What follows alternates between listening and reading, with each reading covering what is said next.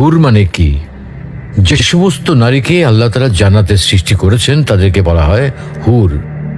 জান্নাতের রমণীদের আল্লাহ তাআলা জান্নাতি পুরুষদের জন্য উপহার হিসেবে রেখেছেন। আল্লাহ তাআলা তাদেরকে জান্নাত প্রাপ্ত পুরুষদের সাথে বিয়ে দেবেন, ফলে তারা স্বামী স্ত্রী হিসেবে চিরকালের জন্য জান্নাতে বসবাস করতে থাকবে।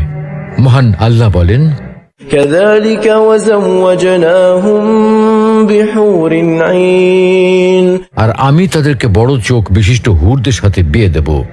জান্নাতের হুর হবে চিরকুমারী ও সমবয়সের প্রেম সোহাগিনী। জান্নাতে একজন হুর যদি দুনিয়ায় একবার দৃষ্টি দিত, তাহলে আকাশ ও জমিনের মধ্যবর্তী স্থান সুবাসে ভরে যেত। পূর্ব পশ্চিম প্রান্তকে তথা সমগ্র পৃথিবীটাকে সুসজ্জিত করে দিত। প্রতিটি চোখ সব জিনিস থেকে দৃষ্টি ফিরিয়ে তার দিকে চেয়ে থাকত এবং সৃষ্টিকুল আল্লাহর প্রশংসা ও বড়ত্ব বর্ণনা করত। জান্নাতি পুরুষেরা যখনই তাদের দিকে তাকাবে, আনন্দে মন ভরে যাবে।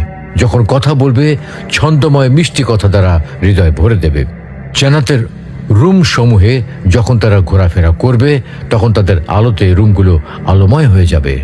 জান্নাতের অধিবাসী নারী পুরুষগণ হবে একই বয়সের পরিপূর্ণ যুবক যুবতী।